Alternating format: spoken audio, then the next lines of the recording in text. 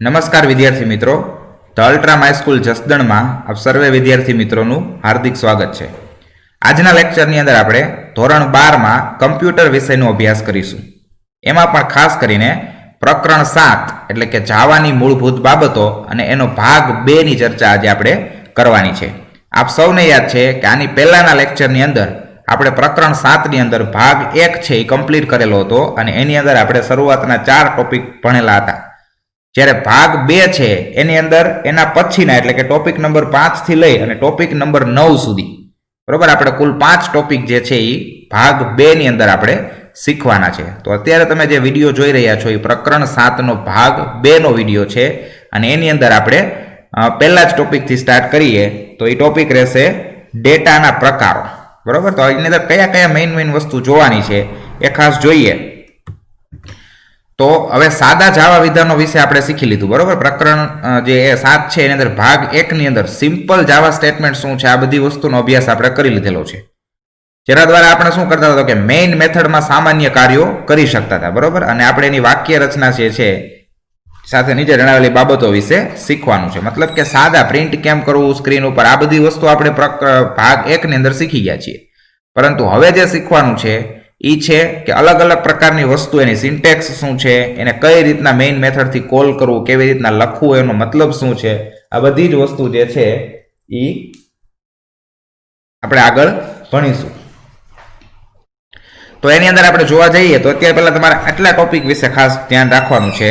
ડેટાના પ્રકાર એટલે કે ડેટા ટાઈપ્સ, ચલ એટલે કે વેરિયેબલ્સ, લિટરલ્સ, બરોબર, કોમેન્ટ્સ, જાવા વિધાનો અને પદાવલીઓ એટલે કે જાવા સ્ટેટમેન્ટ્સ એન્ડ એક્સપ્રેશન્સ, અંક ગણિતીય પ્રક્રિયકો એટલે કે એરિથમેટિક ઓપરેટર્સ, સરખામણી એટલે કે કમ્પેરિઝન્સ, તાર્કિક પ્રક્રિયા એટલે કે લોજિકલ ઓપરેટર્સ, આ બધી જ વસ્તુ જે છે એના વિશે આપણે 1 by 1 છે એ શીખવા જઈ રહ્યા છીએ. તો એમાં સૌ પ્રથમ એટલે કે ભાગ 2 છે એનો પહેલો ટોપિક અને આમ ચેપ્ટરનો જોવા જઈએ તો 5મા નંબરનો ટોપિક જોવાનો છે અને એ છે ડેટા પ્રકારો.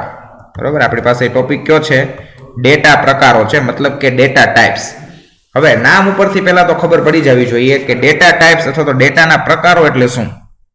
મેં શરૂઆતમાં પણ કીધેલું હતું કે જ્યારે તમે કોઈ માહિતી કે કોઈ ડેટા જે છે એને તમારે ક્યાંય સંગ્રહ કરવાની જરૂર પડશે, સ્ટોર કરવાની જરૂર પડશે, એ સમયે તમારે એ માહિતી કે ડેટા છે એ કેવા પ્રકારનો છે એ તમારે દર્શાવવું પડશે. મતલબ કે ડેટાનો પ્રકાર દર્શાવવો પડશે કે એ ડેટા જે છે એ ટેક્સ્ટ ડેટા છે, સ્ટ્રિંગ ડેટા છે, ન્યુમેરિક છે, ન્યુમેરિકની અંદર એ પૂર્ણાંક સંખ્યા છે કે અપૂર્ણાંક સંખ્યા છે. બરોબર, આવી ઘણી બધી ડેટા ટાઈપ વિશે આપણે ચર્ચા કરવાની છે.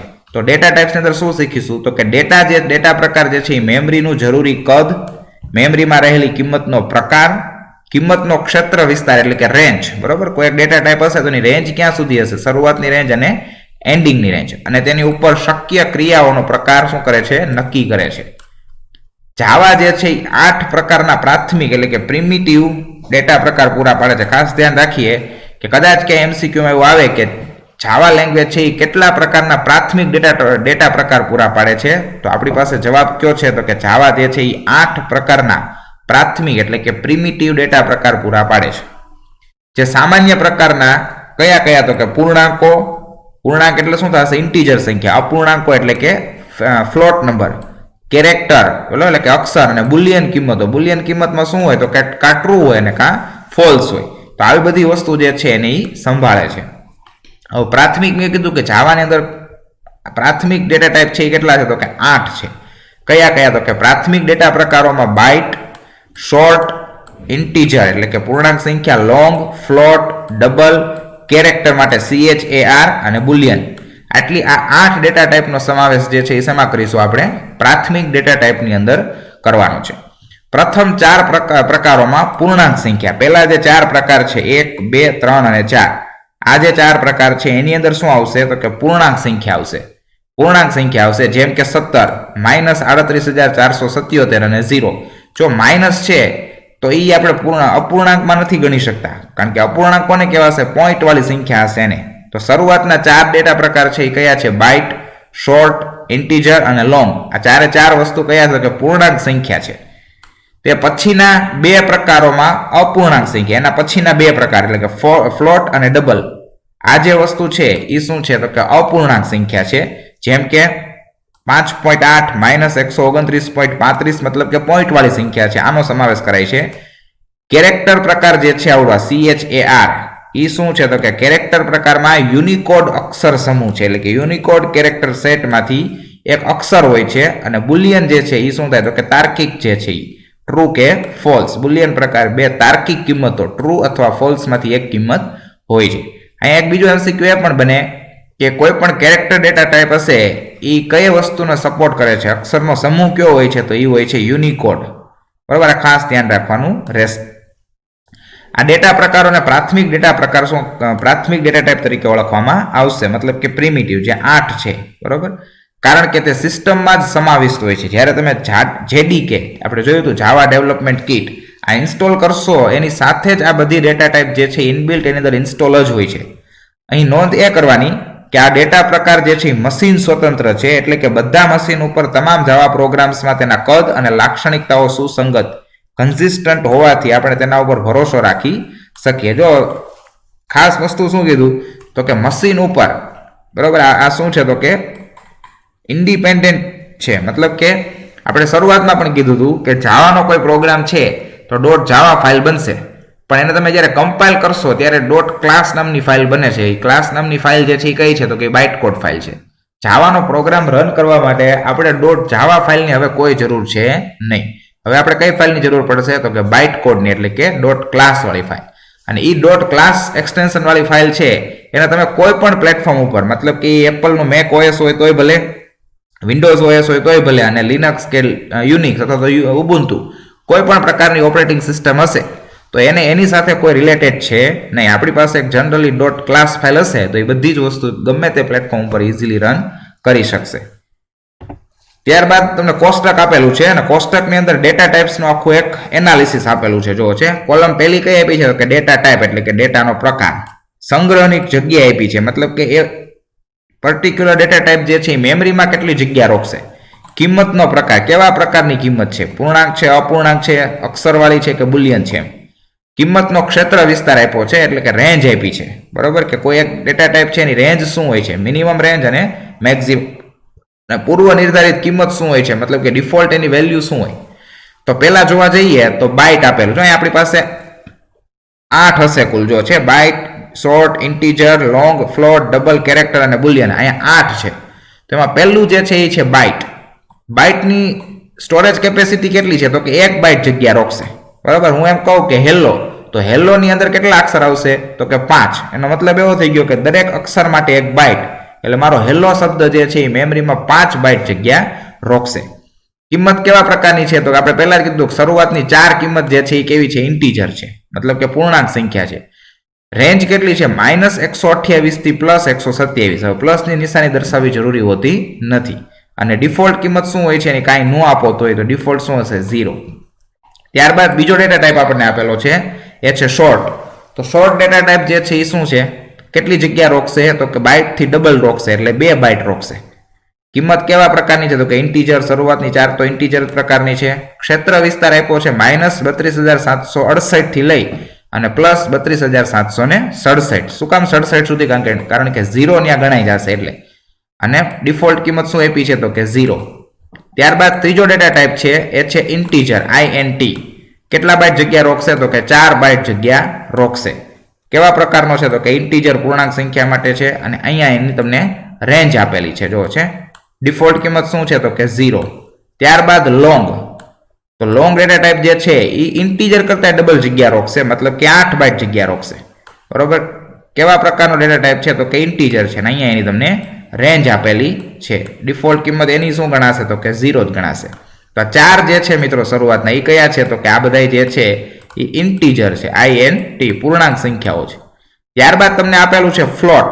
બરોબર, તો ફ્લોટ જે છે એ કેટલી જગ્યા રોકશે તો કે મેમરીની અંદર 4 બાઇટ જગ્યા રોકશે.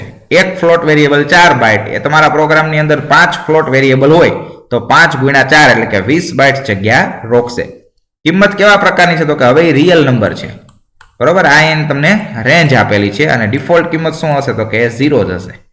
ત્યારબાદ ડબલ આપેલું છે. તો ફ્લોટ અને ડબલ આ બે વસ્તુ શેના માટે છે તો કે આ જે વસ્તુ છે એ ફ્લોટિંગ વેલ્યુ, અપૂર્ણાંક સંખ્યા માટે છે. FLOAT T floating value point પછીની વેલ્યુ દર્શાવી હોય તેના માટે ફ્લોટે લઈ શકો છો અને ડબલ પણ લઈ શકો. તો જગ્યા કેટલી રોકશે તો કે 8 બાઇટ અને કિંમત કેવા પ્રકારની છે તો કે રિયલ નંબર છે અને અહીંયા તમને એની રેન્જ આપેલી છે. ડિફોલ્ટ વેલ્યુ શું હશે તો કે 0 છે. ત્યારબાદ તો કે CHAR છે કેરેક્ટર, એ કેટલી જગ્યા રોકશે તો કે 2 બાઇટ્સ જગ્યા મેમરીમાં રોકશે. અને કેવા પ્રકારની ડેટા ટાઈપ છે તો કે કેરેક્ટર પ્રકારનો છે. અને એ શેનો ઉપયોગ કરે છે, રેન્જ શું છે એની તો કે 16 બીટ યુનિકોડ કેરેક્ટર. તો ખાસ ધ્યાન રાખજો, કેરેક્ટર પ્રકારનો ડેટા ટાઈપ જે છે એ આસ્કી કે એવું કોઈ વસ્તુ સપોર્ટ નથી કરતું, એ યુનિકોડ કેરેક્ટર સપોર્ટ કરે છે. એ પણ કેટલા બીટનો? 16 બીટનો. ડિફોલ્ટ વેલ્યુ શું છે? 0. ત્યારબાદ તમને આપેલું છે બુલિયન. બુલિયન એટલે શું થયું તો કે લોજિકલ ડેટા ટાઈપ છે જે 1 બાઇટની જગ્યા રોકશે. કેવા પ્રકારનું છે તો કે બુલિયન. અને રેન્જ શું હોય? બે જ ઓપ્શન હોય, કાં ટ્રુ હોય કાં ફોલ્સ હોય, કાં 0 હોય કાં 1 હોય. અને ડિફોલ્ટ કિંમત શું હશે? એની ડિફોલ્ટ કિંમત હશે ફોલ્સ. બરાબર. તો આ જે વસ્તુ છે એ આપણે 8 પ્રકારની ડેટા ટાઈપ જે છે જાવાની અંદર પ્રાથમિક એટલે કે પ્રિમિટિવ ડેટા ટાઈપ, એનું એક આપણું આખું એનાલિસિસ આપણે જોયેલું છે. ત્યારબાદ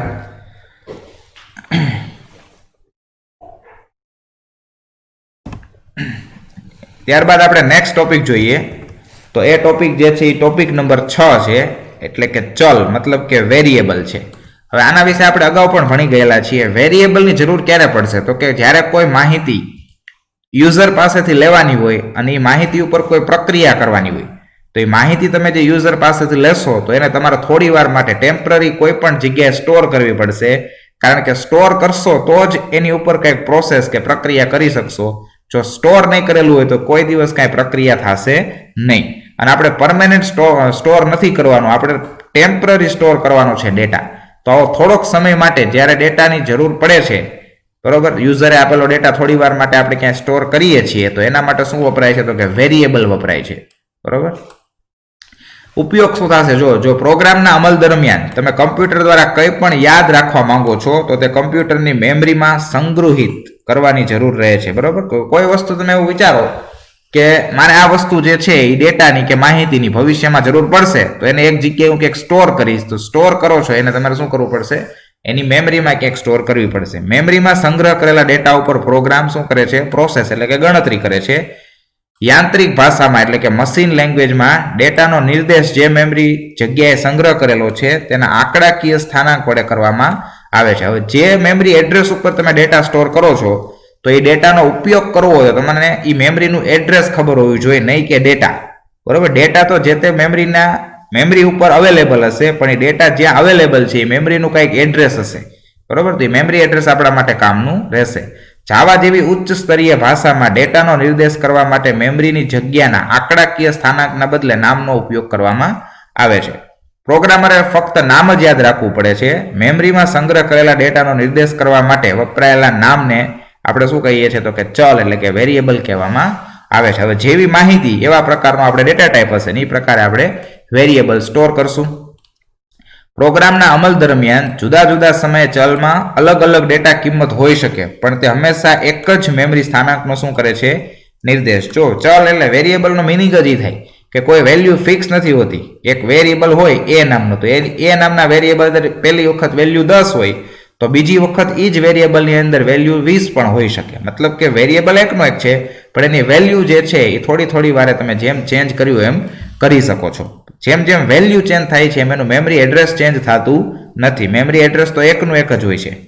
જાવા પ્રોગ્રામમાં જો પહેલા ચલ ઘોષિત કરેલો હોય તો જ વાપરી શકાય છે. મતલબ કે જાવાની અંદર તમારે કોઈ વેરિયેબલની જરૂર પડે છે ગણતરી કરવા માટે, તો સૌ પ્રથમ એ વેરિયેબલને તમારે શું કરવો પડે છે? ડિક્લેર કરવો પડે. ડિક્લેર નહીં કરો તો એ વેરિયેબલનો તમે ઉપયોગ કરી શકતા નથી. હવે અહીંયા તમને આપેલું છે કે જાવામાં એક અથવા વધારે ચલ કે વેરિયેબલ નીચે જણાવેલી વાક્ય રચના પ્રમાણે ડિક્લેર કરી શકાય. બરોબર. વાક્ય રચના શું છે વેરિયેબલ ડિક્લેર કરવાની? તો કે ટાઈપ નેમ. આ ટાઈપ એટલે કોનું નામ? તો કે ડેટા ટાઈપ. કેવા પ્રકારની માહિતી છે કેવું પડશે ને. અને પછી કર્લી બ્રેસીસની અંદર વેરિયેબલ્સનું નેમ્સ. એક કરતા વધારે વેરિયેબલ્સ હોય તો એને કોમા દ્વારા તમે સેપરેટ પાડી શકો છો. વાક્ય રચનામાં જો પેલું શું આવ્યું? કોણીય કૌંસ છે. બરોબર. તો ઉપયોગકર્તા દ્વારા જણાવવાના ઘટકનો શું કરે છે? નિર્દેશ. બરોબર. કે કેવા પ્રકારનો ડેટા ટાઈપ છે એ ટાઈપ નેમમાં આપવું પડશે.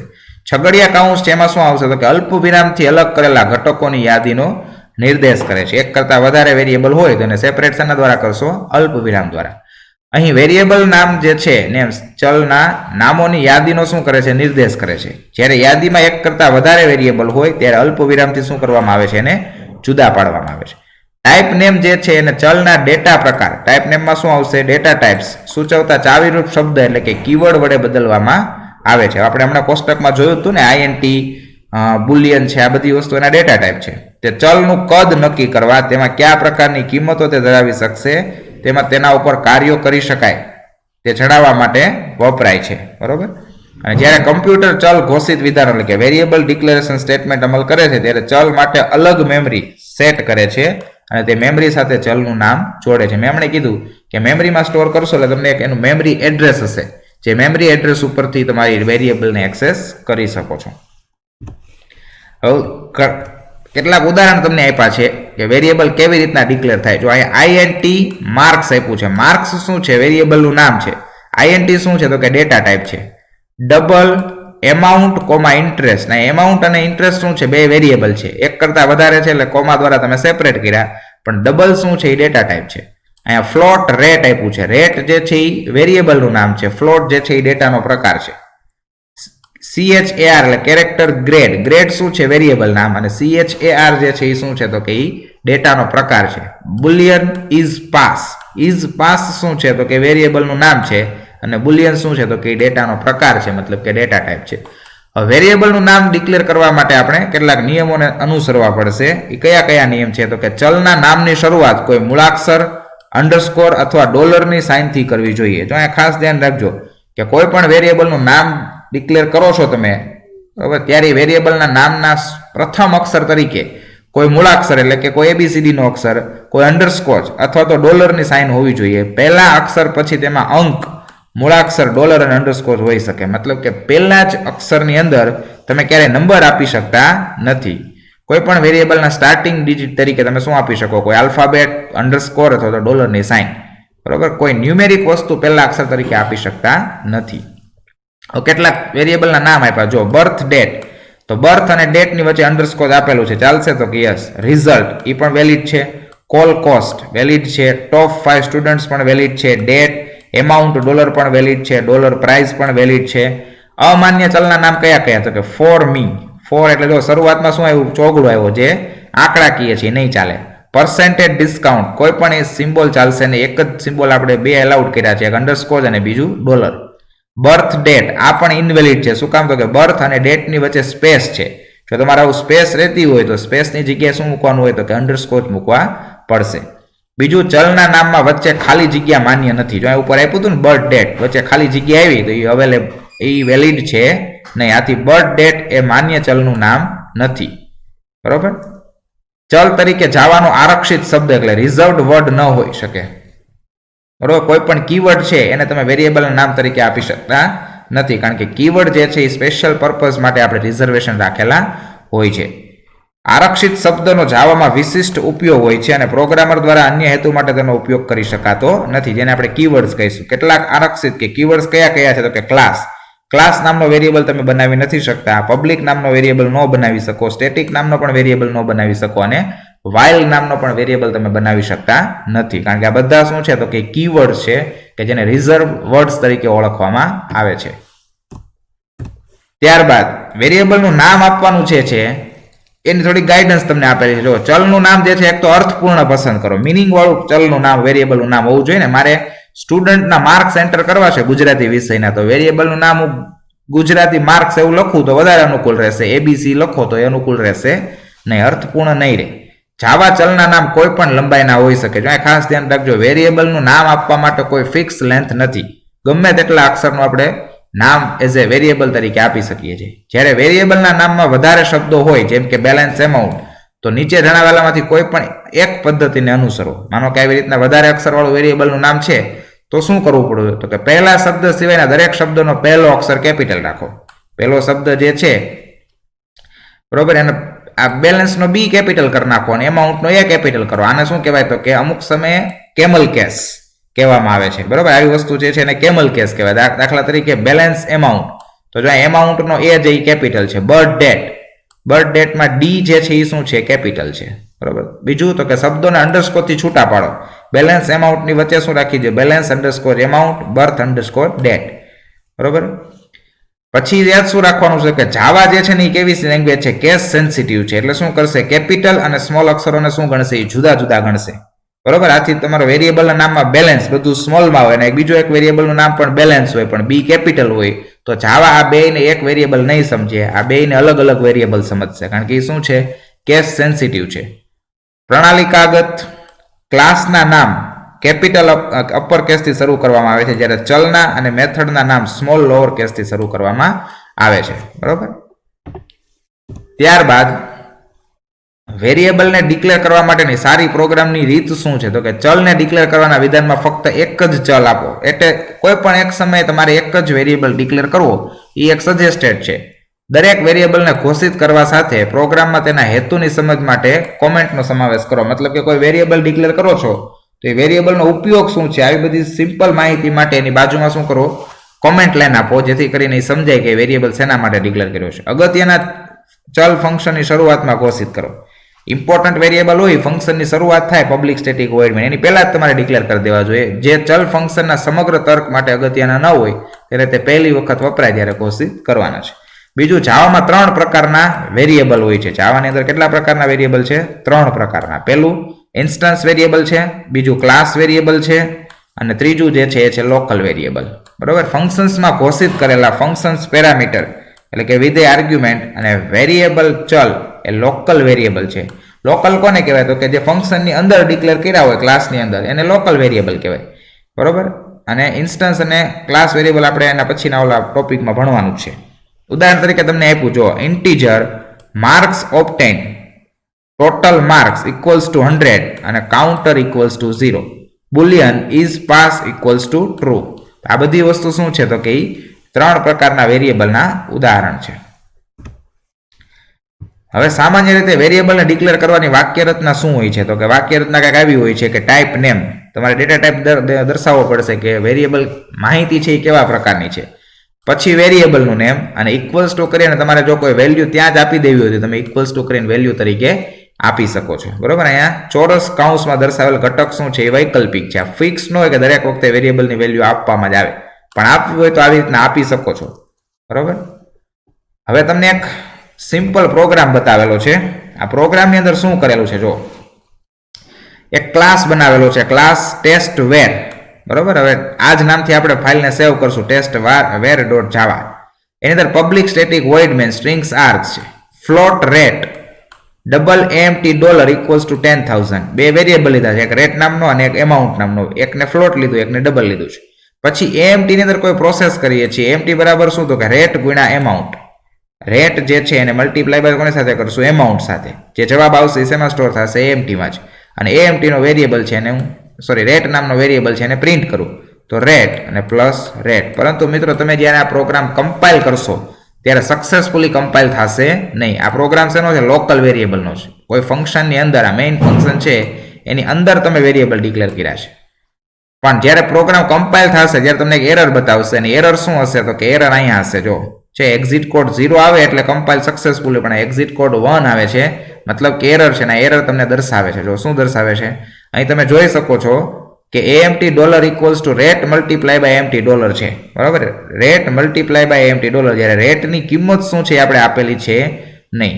વિધાન વાપરતા પહેલા લોકલ વેરિયેબલ રેટને આપણે કોઈ કિંમત આપી નથી. જ્યારે આપણા પ્રોગ્રામને કમ્પાઇલ કરશું ત્યારે આકૃતિમાં દર્શાવ્યા પ્રમાણે તે ભૂલ બતાવશે.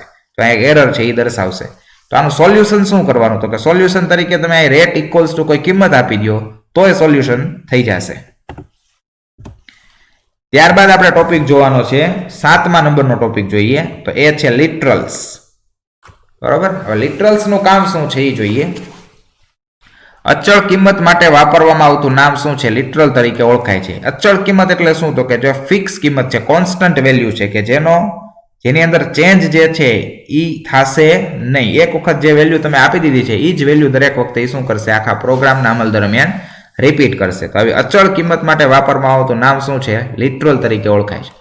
જાવાની અંદર સંખ્યા એટલે કે નંબર, અક્ષર એટલે કે કેરેક્ટર અને સ્ટ્રિંગ જેવા શાબ્દિક સ્ટ્રિંગ અને બુલિયન કિંમતો માટે આપણે અલગ અલગ પ્રકારના શું હોય છે? તો કે લિટરલ હોય છે. આવા અલગ અલગ લિટરલ હશે. નંબર માટે ઇન્ટીજર કે ન્યુમેરિક લિટરલ્સ, કેરેક્ટર લિટરલ્સ હશે, સ્ટ્રિંગ લિટરલ્સ હશે, બુલિયન લિટરલ્સ હશે. આ બધા માટે શું હશે? અલગ અલગ. તો લિટરલ્સ અંદર આપણે પહેલું જોવા જઈએ તો એ કયું છે? તો કે ન્યુમેરિક લિટરલ છે. બરોબર. ન્યુમેરિક લિટરલ શું કરશે? તો કે પૂર્ણાંક અને અપૂર્ણાંક સંખ્યાઓ જણાવવા માટે ન્યુમેરિક લિટરલ વપરાશે. પૂર્ણાંક અને અપૂર્ણાંક સંખ્યાઓ જણાવવા માટે. ઉદાહરણ તરીકે 157 તો એ કેવી સંખ્યા છે? પૂર્ણાંક. 17.42 તો એ કેવી છે? અપૂર્ણાંક, પણ છે તો ન્યુમેરિક જ. તો ન્યુમેરિક લિટરલ એના ઉદાહરણ છે. બીજું તો કે ઇન્ટીજર લિટરલ. હવે ઇન્ટીજર લિટરલ શું હશે? તો કે માત્ર ને માત્ર પૂર્ણાંક સંખ્યા, અપૂર્ણાંક સંખ્યા આવશે નહીં. તો કે જે પૂર્ણ સંખ્યા એટલે કે હોલ નંબર છે, જાવામાં દશાંશ એટલે કે બેઝ 10, બરોબર, કે જેને આપણે ડેસિમલ કહીએ છીએ, અષ્ટાંકી એટલે બેઝ 8 કે જેને આપણે ઓક્ટલ કહીએ છીએ, અને 16 અંકી કે જેનો બેઝ 16 છે એને આપણે હેક્સા કહીએ છીએ, અને યુનિકોડ આ ઇન્ટીજર લિટરલ છે. આ બધા ઉદાહરણ મેં આપ્યા. કોના ઉદાહરણ છે? તો કે ઇન્ટીજર લિટરલના ઉદાહરણ છે. સામાન્ય પૂર્ણાંક સંખ્યાઓ જેમ કે 4, 157, 17,777 અને -32 એ તેના કદ પ્રમાણે બાઇટ, શોર્ટ અથવા આઈએનટી ડેસિમલ ઇન્ટીજર લિટરલ છે. બરોબર. જેવી સંખ્યા એવું એનું શું રહેશે? કદ રહેશે. આઈએનટી કરતા મોટા ડેસિમલ ઇન્ટીજર લિટરલ આપોઆપ લોંગ પ્રકારના બની જાય છે. આપણે નાની સંખ્યાને સંખ્યાની પાછળ એલ, કેપિટલ એલ અથવા તો સ્મોલ એલ લખીને લોંગ બનાવી શકીએ છીએ. દાખલા તરીકે 4L એ લોંગ ઇન્ટીજર છે. 4L લખશો એટલે શું થયું? લોંગ ઇન્ટીજર છે, જેની કિંમત શું છે? તો કે 4 છે.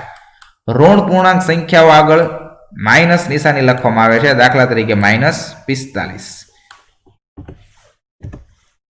પછી તો કે અષ્ટાંકી સંખ્યા એટલે કે ઓક્ટલ સંખ્યા હોય તો એ ફક્ત 0 થી 7 અંકનો ઉપયોગ કરે છે. બરોબર. જાવામાં ન્યુમેરિક લિટરલ આગળ શૂન્ય લખવાથી તે સંખ્યા અષ્ટાંકી ગણવામાં આવે છે. કોઈ પણ ન્યુમેરિક લિટરલ હોય અને આગળ 0 લખો છો તો જાવાની અંદર આ વસ્તુ શેમાં ગણવામાં આવે છે? તો કે અષ્ટાંકીમાં, ઓક્ટલમાં ગણવામાં. ઉદાહરણ તરીકે 0.45 લિટરલ એ અષ્ટાંકી પૂર્ણાંક સંખ્યા. તમે 0.45 લખો છો તો એ લિટરલ છે, પણ આગળ 0 લખો એટલે એને ઓક્ટલ ગણવામાં આવશે. તો જેની જે વસ્તુની ઓક્ટલ કિંમત 45 છે એની ડેસિમલ કિંમત શું થશે? તો કે 37. 16 અંકી સંખ્યામાં કેટલા અંકનો ઉપયોગ થાય છે? તો કે 16, જેમાં 0 થી 9 આંકડા છે, ડિજિટ છે, અને એક અક્ષર કેટલા છે? તો કે A થી લઈ અને F સુધીના અક્ષર હોય છે.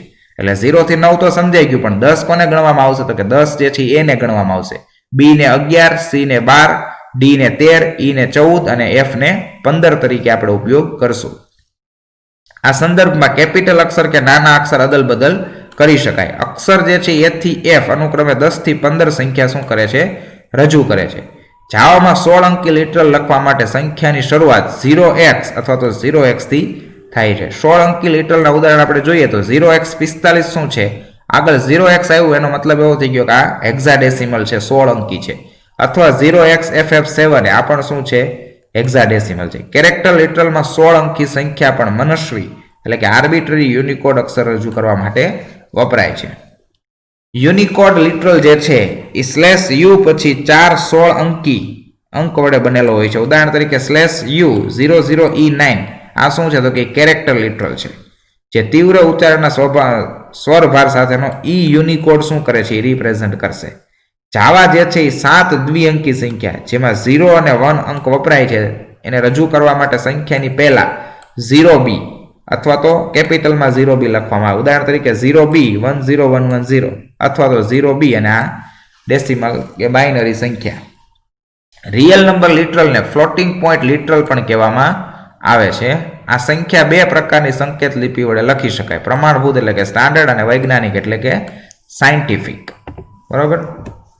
પ્રમાણભૂત હશે એ શું હશે? તો કે પ્રમાણભૂત સંકેત લિપિમાં પૂર્ણાંક ભાગ અને અપૂર્ણાંક ભાગને દશાંશ ચિહ્નથી અલગ કરવામાં આવે. ઉદાહરણ તરીકે તો કે 12.37 પોઈન્ટ પહેલા પૂર્ણાંક સંખ્યા છે, પોઈન્ટ પછીની જે છે એ શું છે? અપૂર્ણાંક. વૈજ્ઞાનિક સંકેત લિપિમાં શું હોય? તો કે સંખ્યા પછી અક્ષર e, સ્મોલ e અથવા તો કેપિટલ e અને ચિહ્નિત પૂર્ણાંક ઘાતાંક એટલે કે સાઇન્ડ ઇન્ટીજર એક્સપોનન્ટ લખવામાં આવે. ઉદાહરણ તરીકે 1.3e12 અને 12.3737e-108. બરોબર. અહીં E12 અને E108 એ 10 નો ઘાતાંક રજૂ કરે છે. શું કરશે? 10 નો ઘાતાંક. આથી 1.3e12 એટલે કે 1.3 વખત 10^12 અને 12.3737e-108 એટલે શું થયું? તો કે 12.3737 વખત 10^-108. વૈજ્ઞાનિક માળખું અતિ મોટા સંખ્યા અને ખૂબ જ નાની સંખ્યા જણાવવા માટે વાપરી શકાય. જાવામાં જે છે એ ફ્લોટિંગ પોઈન્ટ લિટરલનો પૂર્વ નિર્ધારિત પ્રકાર શું હોય છે? ડબલ. આ ખાસ ધ્યાન રાખજો, એમસીક્યુમાં પૂછાય કે જાવાની અંદર અપૂર્ણાંક સંખ્યા અથવા તો ફ્લોટિંગ પોઈન્ટ નંબર છે એનો પૂર્વ નિર્ધારિત ડેટા ટાઈપ શું હોય? તો કે એ ડબલ હશે. શું હશે? લિટરલનો પ્રકાર ફ્લોટ કરવા માટે સંખ્યાની પાછળ એફ, કેપિટલ એફ અથવા તો સ્મોલ એફ શું કરવું પડે છે? ઉમેરવો પડે છે. ઉદાહરણ તરીકે 1.2f, તો 2f કરશો એટલે શું થશે? તો કે ફ્લોટ સમજશે. અને 1.2 લિટરલનો પ્રકાર શું છે? તો કે ફ્લોટ છે. હવે તમને જે ઉદાહરણ હતું એ પાછું અહીં રિપીટ થાય છે. જો આપણે આજ બનાવ્યું હતું ક્લાસ ટેસ્ટ વેર પબ્લિક સ્ટેટિક વોઇડ મેઇન, એની અંદર બે વેરિયેબલ ડિક્લેર કર્યા હતા, ફ્લોટ અને ડબલ. હવે ફ્લોટ રેટ, પેલા પ્રોગ્રામની અંદર આપણે રેટને કોઈ વેલ્યુ નહોતી આપી, પણ હવે આપણે એક વેલ્યુ આપીએ છીએ, ફ્લોટ રેટ ઇક્વલ્સ ટુ 10.2. પછી double AMT dollar equals to 10,000. AMT dollar equals to rate multiply by AMT dollar અને system.out.println અને રેટને આપણે પ્રિન્ટ કરશું. હજી આની અંદર આ પ્રોગ્રામ જે છે એ તમે કમ્પાઇલ કરશો એટલે હજી એની અંદર સક્સેસ નહીં આવે, મતલબ કે એક્ઝિટ કોડ 0 નહીં આવે. શું આવશે? 1 આવશે, મતલબ કે કાંઈક એરર છે. અને એરર તમને આ રેટ પાસે દેખાડશે. શું કામ? તો કે ફ્લોટ છે પણ તમે વેલ્યુ આપો છો 10.2. જો ફ્લોટ હોય તો તમારે આવું ન લખવું પડે, 10.2 પછી પાછળ f કરવો પડે તો તમારું પ્રિન્ટ રન થશે. કઈ રીતના જોઈએ? આકૃતિનું નિરીક્ષણ કરો જેમાં આપણે ફ્લોટ પ્રકારના ચલને લિટરલ 10.2 ની કિંમત આપેલી છે. જો છે ફ્લોટ રેટ 10.2, જેથી આપણે કમ્પાઇલેશન એરર, આ તમને જે એરર દેખાડે છે ને આ એરર મળશે. આ પ્રોગ્રામ સફળતાપૂર્વક ચલાવવા માટે આપણે વિધાનને float rate equals to 10.2f, float rate equals to 10.2, આ 2 ની પાછળ શું કરવું પડશે? આપણે f લગાવવો પડશે. સંખ્યાના અંતમાં લખેલ પ્રત્યય f પહેલી કે બીજી ABCD માં પણ લખી શકાય છે. f લખશો પછી શું કરશે? કમ્પ્લીટ રન થશે. ત્યારબાદ તો કે આપણી પાસે બુલિયન લિટરલ છે. તો બુલિયન લિટરલ શું કરશે? તો કે તાર્કિક કિંમત રજૂ કરશે. બુલિયન પ્રકાર માટે સ્પષ્ટ રીતે બે લિટરલ છે. કયા કયા છે? તો કે કાં ટ્રુ અને કાં ફોલ્સ. ડિફોલ્ટ કિંમત શું હશે? તો કે ફોલ્સ હશે. આ લિટરલ જે છે અવતરણ વિના ટાઈપ કરવામાં આવે છે, મતલબ કે ઇનોટેડ કોમા ને એવું કંઈ લખવામાં આવતું નથી.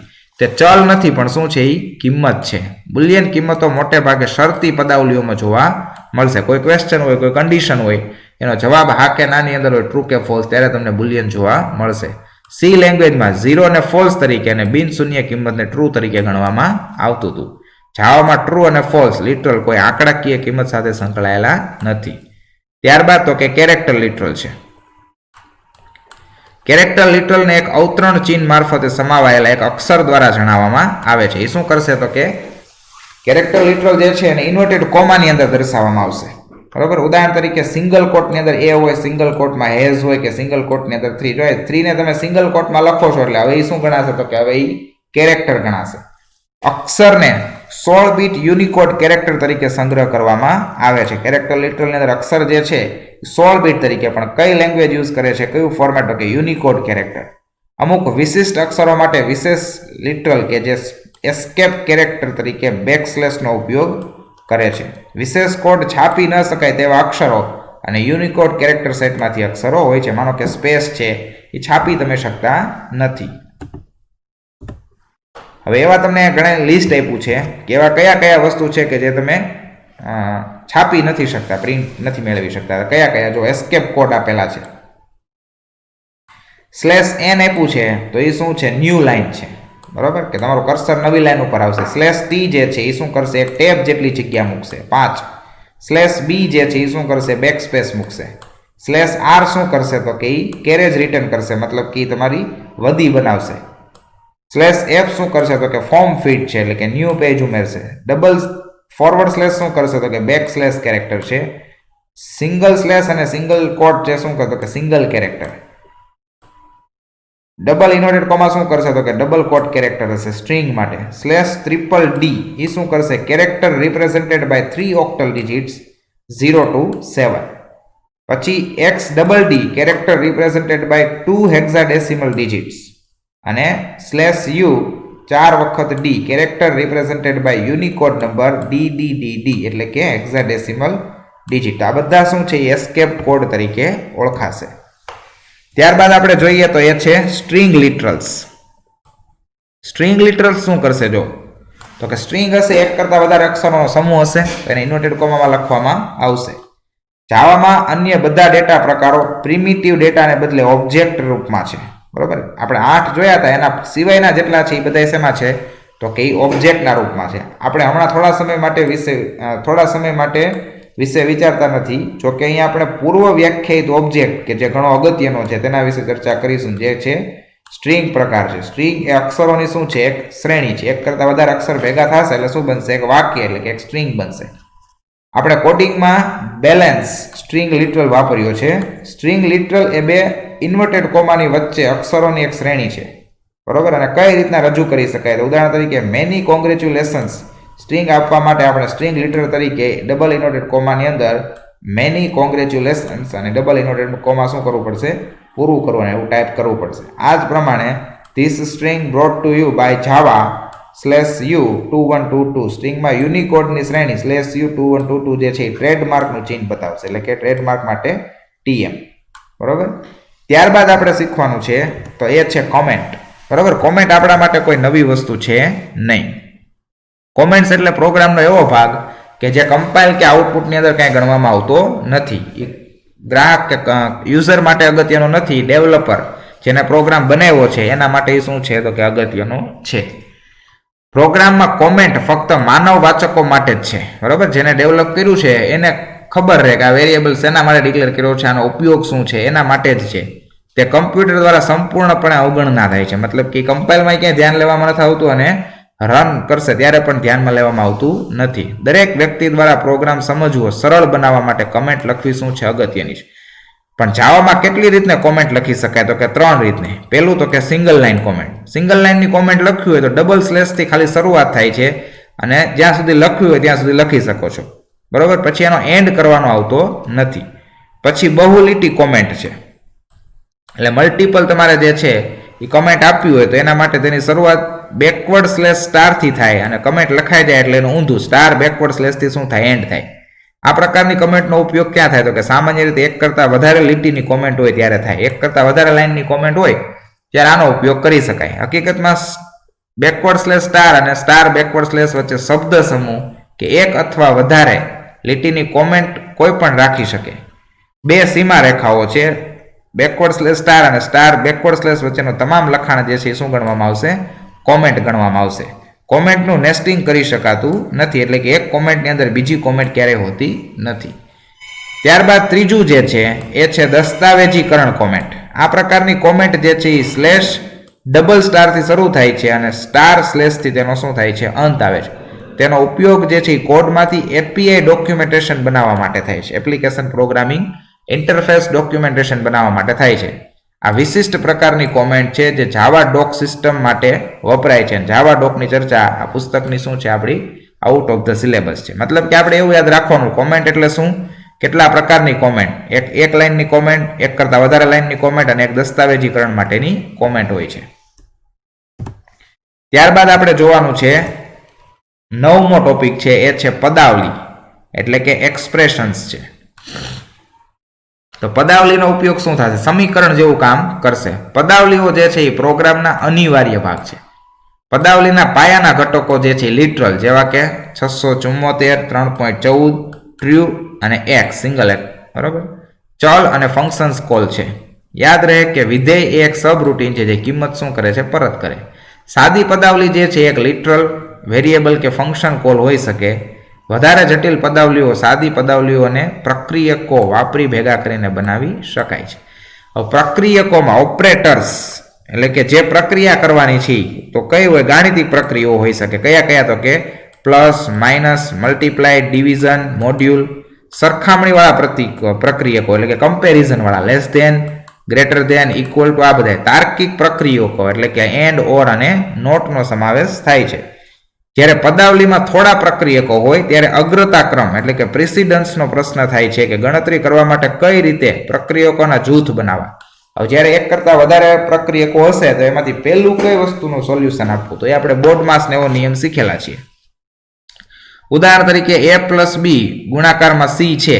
આ પદાવલીમાં b અને c ની ગણતરી પહેલા કરવામાં આવે છે અને તેનું પરિણામ જે છે એમાં શું કરવામાં આવે? ઉમેરવામાં આવે. તો આની અંદર શું થાય? જો ગુણાકાર પહેલા થયો, શું કામ?